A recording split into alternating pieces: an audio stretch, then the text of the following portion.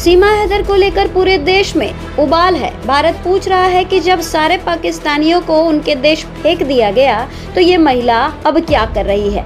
अब आपने अभी कुछ दिन पहले ही देखा था कि एक व्यक्ति जो गुजराती था वो सीमा हैदर के घर में घुसकर उस पर हमला कर देता है। इस हमले के बाद अब 4 बच्चे जो उसके साथ हैं उनकी सुरक्षा को लेकर भी सवाल उठने लगे हैं, क्योंकि नाराजगी पूरे पाकिस्तान को लेकर है। भारत का कोई भी व्यक्ति नहीं चाहता है कि भारत में एक भी पाकिस्तानी रहे, चाहे वो वयस्क हो या फिर बच्चे। इसलिए उन 4 बच्चों की पावर ऑफ अटॉर्नी लेकर केस लड़ रहे गुलाम हैदर के वकील मोमिन मलिक साहब से भी अब लोग बराबर डिमांड कर रहे हैं कि आप इन बच्चों को जल्द से जल्द डिपोर्ट करवाएं, क्योंकि उन्होंने ही ये दावा किया है कि वो इन 4 बच्चों को लेकर कोर्ट से ऑर्डर करवा चुके हैं।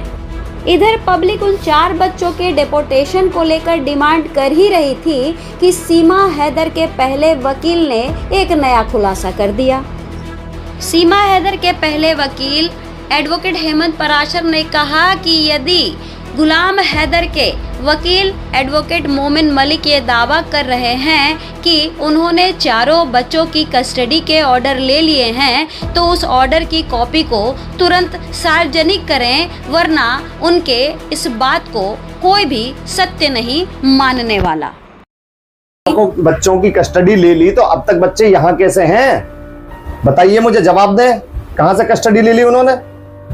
1-1.5 साल से मैं यही सुन रहा हूं कि कस्टडी ले ली। बच्चे तो आज तक यही हैं।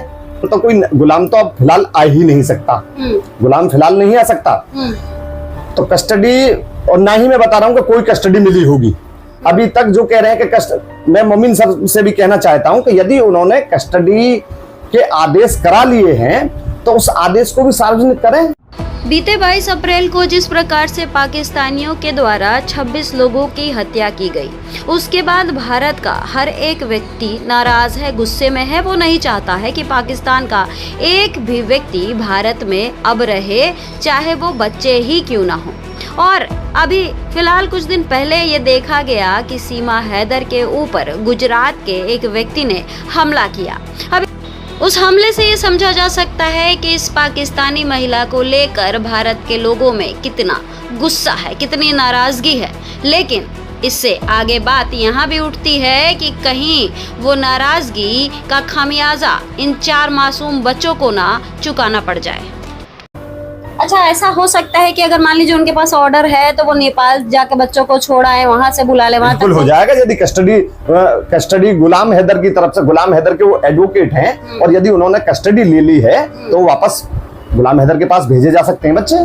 तो आखिर उसमें भी कुछ उसमें भी अड़चने आ सकती हैं, हो सकता है अड़चनों की वजह से नहीं छोड़ पा रहे हैं। कोई अड़चन नहीं आएगी। सिर्फ और सिर्फ केंद्र सरकार की जो प्रक्रिया है विदेशी व्यक्तियों को डिपोर्ट करने वाली, वो ये बस, और कुछ नहीं है। मतलब साफ है कि गुलाम हैदर के वकील एडवोकेट मोमिन मलिक के सामने 2 ऑप्शन है।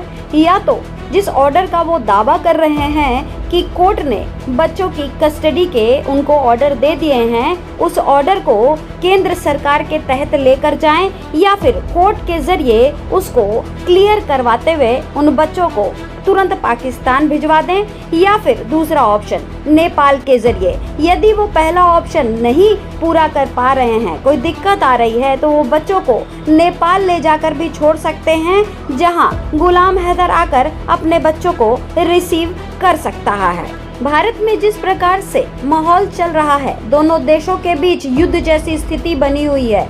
ऐसे में उन बच्चों का, उन 4 पाकिस्तानी बच्चों का भारत में रहना बिल्कुल ठीक नहीं है, क्योंकि वो बच्चे पाकिस्तानी हैं और भारत में वो किसी भी तरीके से महफूज नहीं है। इसीलिए उन 4 बच्चों को जितनी जल्दी पाकिस्तान डिपोर्ट कर दिया जाए उतना बेहतर होगा।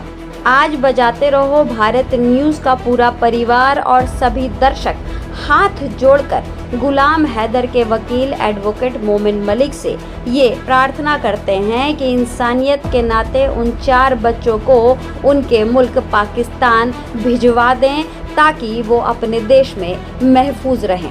आप लोग क्या कहते हैं, आप ज़रूर बताइएगा। जय हिंद, जय भारत, भारत माता की जय।